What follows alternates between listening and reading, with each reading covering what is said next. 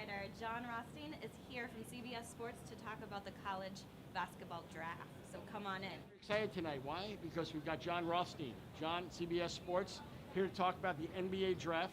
Well, tonight at the New York Yankees Steakhouse, we're going to be having John Rothstein to talk about the NBA draft. We're getting ready for the NBA draft tomorrow. I've been a longtime friend with John Rothstein, and he had mentioned that this was going on. I wanted to hear him talk a little bit. He's so in detail about the athletes that will be drafted tomorrow.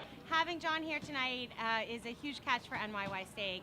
As the college basketball insider for CBS Sports, we certainly love the kind of preview of the NBA that he's going to be giving our guests here tonight. We're going to do business.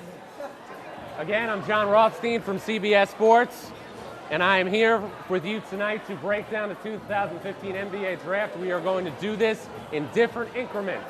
We are going to talk about the lottery first and the top of the big board. We are then going to open things up for a little Q&A with you, the audience, where you can ask me anything you would like to ask me about tomorrow night's NBA draft. If you have a college basketball question, that is fair game as well. But again, the floor is yours. I want tonight to be about interaction.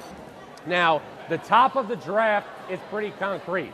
It is 99% certain that the Minnesota Timberwolves will take Karl-Anthony Towns at the #1 overall spot. But that's where things get really interesting, because after that, the Lakers will have to debate whether to take Ohio State's D'Angelo Russell or Duke's Jahlil Okafor. Okafor to the Knicks. It's an interesting question. What's your name? Admar. It's an interesting question.